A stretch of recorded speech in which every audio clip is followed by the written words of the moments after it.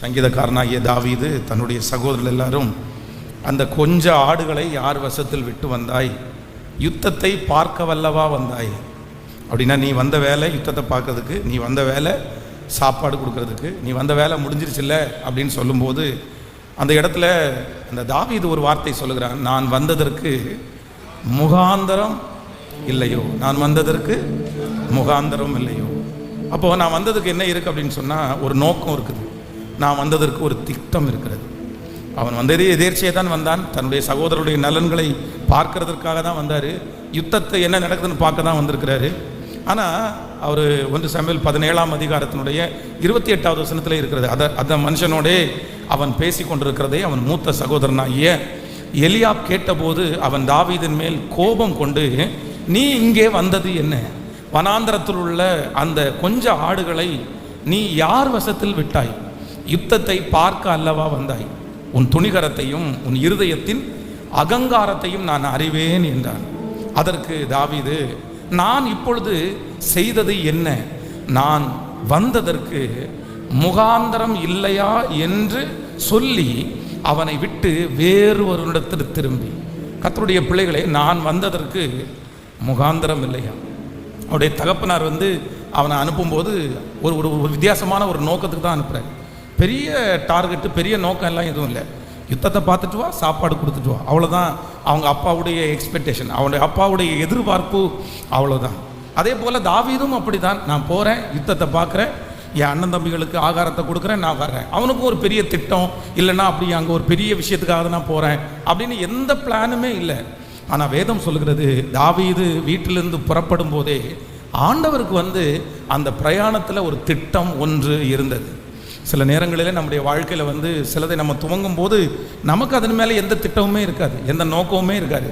ஆனால் ஆண்டவர் முகாந்தரம் இல்லாமல், காரணம் இல்லாமல் எதையுமே நம்முடைய வாழ்க்கையில் கர்த்தர் செய்யவே மாட்டார். உங்கள் வாழ்க்கையில் ஆண்டவர் ஏதோ ஒரு காரியத்தை செஞ்சுருக்கலாம், இதுக்கு என்ன காரணம் அப்படின்னு நீங்கள் கேட்டால் கண்டுபிடிக்க முடியாத அளவுக்கு இருக்கலாம். ஐயோ என்ன காரணம், இப்படியெல்லாம் பண்ணி தான் ஆண்டவர் என்ன உயர்த்தணுமா அப்படின்னெல்லாம் அந்த காரணம் தெரியாமல் இருக்கலாம். ஆனால் நான் நம்புகிறேன், ஆண்டவர் ஒரு நாளும் நம்முடைய வாழ்க்கையில் தப்பு பண்ணவே மாட்டார். அவர் நம்முடைய வாழ்க்கையில் செய்கிற எல்லாத்துக்கும் என்ன இருக்கிறது என்றால் ஒரு நோக்கம். உபத்திரவத்தை கர்த்தர் அனுமதிச்சா கூட அதை கூட கர்த்தர் நோக்கம் இல்லாமல் செய்யவே மாட்டார். ஒரு அவமானத்தை கர்த்தர் அனுமதிச்சா கூட நோக்கம் இல்லாமல் ஆண்டவர் செய்யவே மாட்டார். உங்களுடைய வாழ்க்கையில், என்னுடைய வாழ்க்கையில் எந்தெந்த காரியங்கள் எல்லாம் நடந்திருக்கிறதோ அது எப்படி நடந்திருக்கிறது அப்படின்னு சொன்னால், கர்த்தர் வாக்கு கொடுக்கிறார், நான் உனக்கு இந்த காரியத்தை அனுமதிக்கிறதற்கு ஒரு முகாந்தரத்தை ஆண்டவர் வைத்திருக்கிறார். ஆமேன். வேதம் சொல்லுகிறது, சிம்சோன் அந்த ஊருக்கு கடந்து போகும்போது வாலண்டியராக அவனோட பிரச்சனை பண்ணாங்க. ஆனால் என்னென்னா அதுக்கு ஒரு நோக்கத்தை, ஒரு முகாந்தரத்தை ஆண்டவர் வைத்திருந்தார். நம்முடைய பரிசுத்த வேதாகம் என்கிறது அப்படின்னு சொல்கிறது ஒரு வழி பாதை அப்படின்னு நம்ம சொல்ல முடியாது, ஒரு வழி பாதை அல்ல. இது என்ன அப்படின்னா ரொம்ப பேலன்ஸ்டானது. நம்முடைய பரிசுத்த வேதாகமத்தில் 2 பகுதி இருக்குது, ஒன்று புதிய ஏற்பாடு, இன்னொன்று பழைய ஏற்பாடு. அவ்வளோதான். புதிய ஏற்பாடு மட்டும் எனக்கு போதும், பழைய ஏற்பாடு எனக்கு வேண்டாம் அப்படின்னு நான் சொல்ல முடியாது. எனக்கு கிருபை மட்டும் போதும், எனக்கு நியாயத்தீர்ப்பு வேண்டாம் அப்படின்னு சொல்ல முடியாது. இது 2ஐயும் பேலன்ஸ்டாக போகிறதுக்காக தான் ஆண்டவர் நமக்கு வேதத்தை தந்திருக்கிறார். ஆவிக்குரிய வாழ்க்கை அப்படின்றது வெறும் உயர்வு, வெறும் வெற்றியை நோக்கி மட்டும் அல்ல. அவ்வளோதான், கர்த்தர் இன்னைக்கு இவ்வளோ ஆசீர்வச்சாரு, அடுத்த நாள் இவ்வளோ என்ன ஆசீர்வச்சாரு, அடுத்த நாள் என்னை இவ்வளோ பெருக பண்ணாரு, அவ்வளோதான் நான் வளர்ந்துட்டே இருக்கிறேன் அப்படின்றது கிறிஸ்தவ வாழ்க்கை அல்ல. கிறிஸ்தவ வாழ்க்கை என்கிறது வாழ்ந்திருக்கவும் எனக்கு தெரியும், தாழ்ந்திருக்கவும் எனக்கு தெரியும். நான் எந்த நிலைமையில் இருந்தாலும் மனரம்யமாக இருக்கிறதற்கு நான் கற்றுக்கொண்டேன். அப்போது கிறிஸ்தவ வாழ்க்கையை, ஆண்டவர் சொன்ன வாழ்க்கையை குறித்து ஆண்டவருடைய பிள்ளைகள் ரொம்ப அழகாக கற்று வச்சுருக்கணும். என்ன அறிஞ்சு வச்சுருக்கணும் அப்படின்னு சொன்னால், வேதம் சொல்கிறது, நீங்கள் இன்றைக்கு நகைப்பீர்கள் ஆனால் நாளைக்கு அழுவீர்கள். காலையிலே அக்களிப்பு உண்டாகும், மாலையிலே அழுகை உண்டாகும், மாலையிலே அக்களிப்பு உண்டாகும், காலையிலே அழுகை உண்டாகும். அப்போது இதோ உலகம் சந்தோஷப்படும், நீங்களோ துக்கப்படுவீர்கள், ஆனாலும் உங்கள் துக்கம் சந்தோஷமாய் மாறும். அப்போ இந்த அண்டர்ஸ்டாண்டிங் ஒரு ஆண்டவருடைய பிள்ளைக்கு இல்லை அப்படின்னு சொன்னால், வெறும் ஒரே டைம் ஒரே வித வேதம் பாவத்தை குறித்தும் கண்டித்து உணர்த்துகிறது, அதே நேரத்தில் அன்பை குறித்தும் போதிக்கிறது. கர்த்தர் சிலுவையிலே அன்பை வெளிப்படுத்துகிறார், அதே நேரத்தில் நியாயாதிபதியாகவும் அவர் இருக்கிறார். அப்போ என்ன அப்படின்னு சொன்னால் ஒரு பேலன்ஸ்டு. நம்முடைய வாழ்க்கையில் வந்து எப்போவுமே இதை வந்து ஆண்டவருடைய பிள்ளைகள் வந்து நீங்கள் கற்றுவை. இந்த பேலன்ஸ் லைஃப் வந்து உங்களுக்கு இல்லை அப்படின்னு சொன்னால் நீங்கள் ரொம்ப கஷ்டப்படுவீங்க. உங்களுக்கு நிறைய வெறுப்பு வரும், ஆண்டவர் மேலே கோபம் வரும், ஆண்டவருடைய ஜெபத்தை கேட்கலன்னு சொல்லுவோம், பின்மாற்றம் வந்துவிடும். அந்த பின்மாற்றம் எல்லாம் வரலைன்னா அப்படின்னு என்ன இருக்கணும்னா, இல்லை, வேதம் வந்து ஒரு புறம் கருக்குள்ள பட்டயம் அல்ல, வேதம் வந்து இருபுறமும் கருக்குள்ள பட்டயம். அதுக்கு ரெண்டு பக்கம் இருக்குது. நீதியை குறித்தும் நியாய தீர்ப்பை குறித்தும் கண்டித்து உணர்த்துகிற பரிசுத்த ஆவியானவர். இதை எதிர்பாருங்க, நீங்கள் வாழ்க்கையில் தோல்வியை அடைய மாட்டீங்க. அவ்வளோதான். நமக்கு வந்து கஷ்டம் வந்தாலும் ஆண்டவர் நம்ம கூட இருக்கிறாரு, உயர்வு வந்தாலும் ஆண்டவர் நம்ம கூட இருக்கிறாரு. நமக்கு சில நேரத்தில் உயர்வு வரும், சில நேரத்தில் அவமானம் வரும், சில நேரத்தில் இந்த மாதிரி பிரச்சனை வரும். ஆனாலும் ஆண்டவர் நம்மளை விட மாட்டார். இதில் ஒரு நோக்கம் இருக்குது. இந்த மாதிரி நீங்கள் ட்ராவல் பண்ணீங்க அப்படின்னு சொன்னால், நீங்கள் ஒரு நாள் கூட உங்கள் வாயிலிருந்து கர்த்தரை நீங்கள் எக்காரணத்தை கொண்டும் சபிக்கவே மாட்டீங்க, முறுமுறுக்கவே மாட்டீங்க. வேதம் சொல்லுகிறது, கர்த்தரை நான் எக்காலத்திலும் ஸ்தோத்தரிப்பேன், அவர் துதி எப்பொழுதும் என் வாயிலே. ஒரு வீட்டில் 2 பேர் இருக்காங்க, ஒன்று யோபு, இன்னொன்று யோபுனுடைய மனைவி. ஆனால் யோபுனுடைய மனைவிக்கு ரொம்ப பிடிச்சி இயேசுவை பிடிக்கும். எதனால் அப்படின்னா, யோபு வந்து உத்தமனாக இருக்கிறது மட்டுமல்ல, கர்த்தர் அவனை திரளாய் ஆசீர்வதித்திருந்தார், அவன் பெரிய செல்வ சீமானாக இருந்தார். அப்போது ஆண்டவரை ரொம்ப பிடிக்கும். என்னுடைய கணவனார் ஆசீர்வதிச்சிருக்கிறாருல, எங்களுக்கு எவ்வளோ சொத்து கொடுத்துருக்கிறாரு, எங்களுக்கு எவ்வளோ ஆடு மாடுகளை கொடுத்துருக்கிறாரு. ஆனால் யோபு அப்படி கிடையாது. யோபுக்கு வந்து எல்லாம் இழந்ததுக்கு பிற்பாடும் வேதம் சொல்லுகிறது, இவை எல்லாவற்றிலையும் யோபு பாவம் செய்யவில்லை, தேவனை குறித்து குறை சொல்லவும் இல்லை. அப்போ யோபுனுடைய மனைவியினுடைய ஆவிக்குரிய வாழ்க்கையும் யோபுனுடைய ஆவிக்குரிய வாழ்க்கையும், நீங்க எந்த பட்சத்தில் இருக்கிறீங்க? யோபுனுடைய மனைவியா இருக்கிறீங்களா இல்ல யோபுவா இருக்கிறீங்களா? அதே போல அந்த தேசத்துல ஒரு பெரிய ஆபத்து வரப்போகுது. ஆண்டவர் லோத்தை பார்த்து சொல்றாரு, இந்த சமபூமி எங்கும் நில்லாதே, சமபூமி எங்கேயுமே நிற்காதப்பா, நீ வந்து தண்டனை உன் மேல வர்றதுக்குள்ள நீ ஓடி போயிரு அப்படின்னு சொல்றாரு. அப்போ அந்த லோத்து என்ன பண்ணலன்னா திரும்பி பார்க்கல. ஆனா யார் திரும்பி பார்த்தா சொல்லுங்களேன்? அப்போ அவங்களுக்கு என்ன ஆசை இருந்துச்சு? அவங்க அந்த பேலன்ஸ்டான வாழ்க்கை வாழல. ஒன்னே ஒன்று மட்டும்தான், இயேசுன்னா சிலருக்கெல்லாம் நிறைய என்ன, இயேசுன்னா தண்டனையே இல்லை, இயேசுன்னா வெறும் அன்பின் தெய்வம். அதுக்காக அன்பின் தெய்வம் இல்லைன்னு நான் சொல்லலை. ஆனால் நீங்கள் என்ன அறிஞ்சுக்கணும்னா, ஆண்டவரை தேடுகிறவர்கள் இந்த உலகத்தில் வந்து நம்ம லைஃபு கர்த்தர் கொடுத்துருக்கிற இந்த வாழ்க்கை வந்து பேலன்ஸ் அப்படின்றத நீங்கள் கண்டுபிடிச்சிட்டிங்க அப்படின்னு சொன்னால் நீங்கள் ரொம்ப சுகமாய் வாழ்வீர்கள், ஆண்டவரை நீங்கள் ரொம்ப தேடுவீர்கள். பாருங்கள், ஒரு வீட்டில் வந்து ஒரு ஆண் ரட்சிக்கப்படுவதை விட ஒரு பெண் ஆண்டவரோடு நடந்தால் அந்த குடும்பத்தையே ஆதாயப்படுத்தலாம். ஒரு ஆண் ஒரு வீட்டில் ஆண்டவரை ஏற்றுக்கொண்டால் சில நேரத்தில் அந்த ஆண் மட்டும்தான் ஆண்டவரோட வாழ முடியும், அந்த ஆண்டவரை அவன் மட்டும்தான் நேசிக்க முடியும். எத்தனையோ நம்ம திருச்சபையில் ஆண்கள் வருகிறார்கள், இன்னும் எத்தனையோ ஆண்களை சந்திக்கிறேன், அவ்வளோ ஸ்பிரிச்சுவலாக இருப்பாங்க. ஆனால் அவங்க மட்டும்தான் ரட்சிக்கப்பட்டிருப்பாங்க. அவங்க வீட்டில் இருக்கிற பிள்ளைகளையோ தன்னுடைய மனைவியோ அவர்களால் ரட்சிப்புக்குள்ள நடத்தியிருக்கவே முடியாது. ஆனால் ஒரு வீட்டில் வந்து ஒரு பெண் ரட்சிக்கப்பட்டாலே ஆனால் பாருங்க, 5 வருஷத்துக்குள்ள அவருடைய கணவனார் ரட்சிக்கப்படுவார், 10 வருஷத்துக்குள்ள அவங்க பிள்ளைங்க ரட்சிக்கப்படுவாங்க. அந்த ஒரு பெண் மணிக்கு அவ்வளோ பெரிய பவர், அவ்வளோ பெரிய விசுவாசம் அவங்களுக்குள்ளே இருக்குது. ஆனால் இந்த லோத்துனுடைய வீட்டில் ரட்சிப்புன்றதே இல்லை. தன்னுடைய பிள்ளைகளும் ரட்சிக்கப்படலை, தன் பிள்ளைகளை கட்டிக்க போகிற மருமகன்களும் ரட்சிக்கப்படலை, அந்த தேசத்தில் யாருமே ரட்சிக்கப்படலை. காரணம் என்ன அப்படின்னு சொன்னால், ஒரு மனைவி வந்து ஸ்பிரிச்சுவலாக இல்லை. இங்கே நிறைய சகோதரிகள் இருக்கிறீர்கள், நிறைய தாய்மார்கள் இருக்கிறீர்கள். நான் என்ன உங்களுக்கு ரொம்ப அன்பாய் கேட்கிறேன், அதுக்காக உங்களுடைய கணவனார் ஸ்பிரிச்சுவலாக இருக்க வேண்டான்னு சொல்லலை. ஆனால் நீங்கள் ரொம்ப ஸ்பிரிச்சுவலாக தான் இருக்கணும்.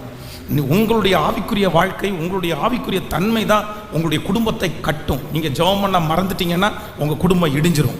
நீங்கள் ஆவிக்குரிய வாழ்க்கையில் நீங்கள் வளரலைன்னா உங்கள் குடும்பம் இடிஞ்சிரும். நீங்கள் ஒரு பக்கமாக வந்து நீங்கள் ரொம்ப வித்தியாசமாக நடந்துட்டீங்கன்னா உங்கள் குடும்பம் இடிஞ்சிரும். அது ஆரம்பத்தில் ஓகே கரெக்டாக இருக்கும், ஆனால் நீங்கள் இல்லாமல் உங்கள் குடும்பத்தை வந்து கட்டுறது ரொம்ப சிரமம், அது முடியாது. பாருங்கள், இந்த 2 பிள்ளைகளுக்கும் பாருங்கள் என்ன நடந்துச்சு. இந்த 2 பிள்ளைகளும் தன்னுடைய தகப்பனார், அம்மா இறந்துட்டாங்க, தகப்பனாரை கூட்டிகிட்டு போகிறாங்க, மலையில் யாருமே இல்லை. உடனே இவங்களுக்கே ஒரு தோணுது, ஒருவேளை நமக்கு நீ கல்யாணமே நடக்காதுன்னு சொல்லி தன்னுடைய தகப்பனாருக்கு மதுவை வாங்கி கொடுத்து அந்த தகப்பனார் மூலமாய் குழந்தையை பெற்றெடுத்து ஒரு சாபமான சன்னதியை வந்து இந்த உலகத்தில் கொண்டு வந்தாங்க. காரணம் என்ன அப்படின்னா, அம்மாவுக்கு உலகத்தின் மேலே இருந்த பற்று, அம்மாவுக்கு உலகத்தின் மேலே இருந்த ஆசை. அதனால் நம்ம கிறிஸ்தவ வாழ்க்கை அப்படி சிலர் ரொம்ப நான் ஃபாஸ்டிங் ப்ரேயருக்கு நீ வரமாட்டேன் அப்படின்வாங்க. ஏன் வரமாட்டீங்க அப்படின்னு கேட்டால், எத்தனை ஃபாஸ்டிங் ப்ரேயருக்கு வந்தாச்சு, அற்புதம் ஏதாவது நடந்துச்சா அப்படின்னு கேட்பேன். நான் இனி இது மாதிரி பண்ண மாட்டேன், இது எத்தனை நாளாச்சு, நான் இனி உபவாசம் இருக்க மாட்டேன், எத்தனை நாளாச்சு. ஏன் அப்படின்னா, இவர்கள் வந்து ஒரு பேலன்ஸ்டான வாழ்க்கையை வாழலை. கர்த்தர் நன்மையே செய்யலையானா அவ்வளோ நன்மை செஞ்சிருப்பாரு, இவங்க கேட்ட நன்மை மட்டும் நடந்திருக்காது. இவங்க ஜெபம் பண்ணது மட்டும் கர்த்தர் தாமதம் பண்ணியிருப்பார். ஆனால் 1000 நன்மையை மறந்துட்டு இந்த ஒரு நன்மைக்காக நான் ஜெபம் பண்ண மாட்டேன் அப்படின்னு. ஆனால் இஸ்ரவேல் ஜனங்களை போல நீங்கள் ஒரே நினைவாக இருக்கக்கூடாது. இஸ்ரவேல் ஜனங்களுக்கு என்ன தெரியுமா? அற்புதம் நடந்துட்டே இருந்தா எப்படி இருப்பாங்க? சத்தமா சத்தமா சொல்லுங்க எல்லாருமே. இந்த சத்தத்தை கேட்குறவங்க நிறைய பேர் இருக்கிறீங்க. உங்களுக்கு என்ன நடந்துட்டு இருக்கணும் தெரியுமா? டெய்லி என்ன நடக்கணும்? சத்தமா சொல்லுங்க. பாசமாவே இருக்கணும். எப்பவும் எதையுமே என்ன பண்ணக்கூடாது? சொல்லக்கூடாது. அதான் எதுவுமே பண்ணக்கூடாது. நான் தான் சொல்றேன், நம்ம விசுவாசிகளில் முக்கால்வாசி விசுவாசிங்க தொட்டால் சினிங்கி விசுவாசிகள் தான். ஆமா, நம்ம பார்க்குற வரைக்கும், நம்ம தொடுற வரைக்கும் அமைதியாக இருப்பாங்க. தொட்டாச்சுன்னா அப்படியே சினிங்கிடுவாங்க. அதுக்கப்புறம் திருப்பி ஒரு 15 நிமிஷம் தாண்டி தான் திருப்பி உயிரோட வரும். நீங்கள் தொட்டால் சினிங்கியாக இருக்கவே கூடாது. அப்படி இருக்கக்கூடாது. மரங்களில் நிறைய வித்தியாசம் இருக்குது. சில மரத்தை வெட்டி போட்டிங்கன்னா கூட 12 மணி நேரம் வரைக்கும் அதே ஃப்ரெஷ்னஸ் வந்து அந்த இலையில இருக்கும். அது அவ்வளோ சீக்கிரமாக வந்து மாயாது, மடியாது. ஆனால் தொட்டா சினிங்கி பக்கத்தில் காத்தடிச்சா போதும், உடனே வந்து தன்னை மூடிக்கொள்ளும். அப்போது எதுவுமே சொல்லக்கூடாது, எதுவுமே நடக்கக்கூடாது, எனக்கு அற்புதம் நடந்துகிட்டே இருக்கணும் அப்படின்றது வந்து இஸ்ரவேல் ஜனங்கள். பாருங்கள், கர்த்தர் 10 வாதையை அனுமதிக்கிறார். ஃபஸ்ட்டு ஒரு டைம் போய் மோசே திரும்பி வந்த உடனே அவ்வளோ கொண்டாட்டமாக இது, ஐயா இருக்காரியா கர்த்தருங்க கூட. அடுத்து உடனே திருப்பி சோறு, திருப்பி திருப்பி திருப்பி. இப்போ எல்லாத்தையும் கிளப்பி 10 வாதையை கொடுத்து ஆண்டவர் அவங்களை இப்போ எங்கே வரைக்கும் கொண்டு வந்தார் அப்படின்னா, கர்த்தர் செங்கடல் வரைக்கும் கொண்டு வந்தார். இன்றைக்கு இந்த சத்தத்தை கேட்கிற ஆண்டவருடைய பிள்ளைகள், இந்த வருஷம் வந்து உங்கள் எத்தனை பேருக்கு ஆண்டவர் எத்தனை அற்புதம் செய்து இங்கே வரைக்கும் கொண்டு வந்தார்? நீங்கள் திரும்பி பாருங்களேன். எத்தனை மிராக்கிள்ஸ், எத்தனை அற்புதங்களை செஞ்சு ஆண்டவர் இது வரைக்கும் கொண்டு வந்தார் உங்களை. ஆயிரக்கணக்கான அற்புதங்கள். ஆனால் இப்போ நீங்கள் ஒரு செங்கடலுக்கு முன்னாடி நிற்கிறீங்க. ஆனால் செங்கடலுக்கு முன்னாடி நிற்கும் போது உங்களுக்கு விசுவாசம் வரல. பரவாயில்ல ஆண்டவரே, இத்தனை அற்புதம் செய்து இந்த செங்கடலுக்கு முன்னாடி கொண்டு வந்திருக்கிறேன், நான் தாண்டிடுவேன், நான் சகிச்சிருவேன் அப்படின்னு சொல்றது இல்லை. ஆனால் இஸ்ரவேல் ஜனங்களுக்கு முன்னாடி இருக்கிற மாதிரி செங்கடலுக்கு முன்னாடி வந்து நம்ம என்ன பண்ணிடுறோம்? அதுக்கு நான் அங்கேயே இருந்திருப்பேன்ல, அதுக்கு நான் விக்கிரகத்தை வழிபட்டிருப்பேன்ல, அதுக்கு எங்கள் மாமியாரோட போயிருப்பேன்ல, அதுக்கு எங்கள் அத்தை மாமா கூட இருந்திருப்பேன்ல.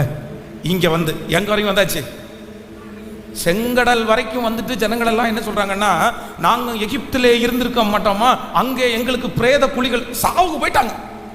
அங்கே எங்களுக்கு பிரேத குழி இல்லையா, எங்களுக்கு கல்லறை இல்லையா, இங்கே அடக்கம் பண்ணுறதுக்கா என்ன கொண்டு வந்தீங்க மோசேன்னு. மோசையை பார்த்து மோசைக்கு கோபம் வருது. என்னடா நினைச்சிட்டு இருக்கிறீங்க? இத்தனை அற்புதத்தை செஞ்ச ஆண்டவர் உங்களை கூட்டிட்டு வந்திருக்கிறாரு, உங்க முன்னாடி இந்த சூழ்நிலையை பார்த்து எதுக்குப்பா இப்படி ஆண்டவரை முறுமுறுக்கிறீங்க? ஆண்டவர் சொல்றாரு, சரி உன் கோல் என்ன, கையை நீட்டு. அவ்வளவுதான். கையை நீட்டின உடனே பார்த்தீங்கன்னா அதுலயும் கர்த்தர் ஒண்ணுமே சொல்லலை. சரி பரவாயில்ல. அதற்கு பிறகு ரொம்ப தூரம் நடந்து வந்ததுக்கு பிறகு நான்வெஜ் சாப்பிட்றதுக்கு ஆசை வந்துருச்சு. என்ன பண்ணியிருக்கலாம்? ஆண்டவரே, இந்த மாதிரி எங்களுக்கு வந்து ஆசையாக இருக்குது, டெய்லி இந்த மன்னாவை சாப்பிட்டு எங்களுக்கு பிடிக்கல, எங்களுக்கு கொஞ்சம் கறியும் சோறும் கொடுத்தா நல்லா இருக்கும், நீங்கள் கறியும் சோறும் கொடுக்கறதுக்கு வல்லவராக இருக்கிறீர், ஏன்னா இவ்வளோ பெரிய அற்புதம் செஞ்ச ஆண்டவருக்கு எங்களுக்கு இந்த வனாந்திரத்தில் கறியும் சோறும் கொடுக்க முடியாதா அப்படின்னு ஜோம் பண்ணால் பரவாயில்ல. என்ன சொல்கிறாங்க தெரியுமா? நாங்கள் வந்து வெள்ளரிக்காய் சாப்பிட்டு எத்தனை நாள் ஆச்சு, நாங்கள் வந்து கொமட்டிக்காயை சாப்பிட்டு எத்தனை நாள் ஆச்சு, நாங்கள் நான்வெஜ்ஜை மூஞ்சில் மோந்து பார்த்து எத்தனை நாள் ஆச்சு. ஒவ்வொருத்தனும் ஆரம்பிச்சிட்டான். அதுவும் சும்மா கேட்டால் கூட பரவாயில்ல, அழுதாங்களாம். எதுக்கு? நமக்கு கேட்கறதுக்கு நமக்கு கூச்சமாக இருக்குது. எல்லாம் சோத்துக்கெல்லாம் போய் அழுவீங்களா அப்படின்னு. உங்களை 4 நாள் கொண்டு போய் சைனாவில் விட்டால் தான் தெரியும். சைனாவில் ஒரு 15 நாள் போய் உட்காருங்க, நீங்கள் சோத்துக்கு அழுறீங்களா இல்லையான்னு பாருங்கள். ஐயோ பாஸ்டர், கொஞ்சமாவது அரிசியை கண்ணில் காமிங்க பாஸ்டர், ஏன்னா சைனாவில் இவனுடைய இந்த இதெல்லாம் சாப்பிட்டெல்லாம் நம்மளால உயிர் வாழ முடியாது. அப்போ அவங்களுக்கு வந்து கஷ்டம்தான். ஆனால் என்ன அப்படின்னா அவங்களுடைய ரியாக்ஷன் வந்து வித்தியாசமாக இருந்துச்சு. உடனே ஆண்டவர் என்ன சொல்கிறார் தெரியுமா? உங்களுக்கு நான் சாப்பாடு கொடுக்குறேன்ப்பா. ஒரு காற்று ஆண்டவர் வரப்பண்ணினார். கிட்டத்தட்ட முட்டி அளவுக்கு, முழங்கால் அளவுக்கு பார்த்தீங்க அப்படின்னா ஒரு கிலோமீட்டர் தூரம் இருக்குது. அங்கே காடைகள் விழுந்து கிடக்குது. சாப்பிடுங்கப்பா சாப்பிடுங்கப்பா. ஆனால் முடிவில் எல்லாம் சாப்பிட்டே இருக்கிறாங்க. எப்போவுமே காடையை பார்த்தீங்க அப்படின்னா நாராக இருக்கும். நமக்கு மற்ற சிக்கன் எல்லாம் சாப்பிடும்போது கூட பல்லு எடுக்கல போய் பெருசாக ஒட்டாது.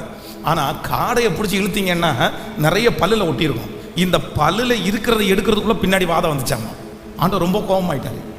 ஏன்னா சில நேரங்களில் வந்து ஆண்டவர் உங்களுக்கு சில நம்முடைய பிரயாணத்தில் வந்து மாற்றி மாற்றி கத்தர் கொடுப்பார். இந்த சத்தத்தை கேட்குற யாரோ ஒருத்தருக்கு ஆண்டவர் பேசிகிட்டே இருக்கலாம். உன்னுடைய பிரயாணத்தில் இதுவரையிலும் சொகுசா ரொம்ப அழகாக இருந்து இப்போ ஆண்டவர் வித்தியாசமாக நடத்தியிருக்கலாம். இல்லை, ஆண்டவர் சொல்கிறார், அதையும் நான் தான் உனக்கு அனுமதித்தேன், இதையும் நான் தான் உனக்கு அனுமதித்தேன்.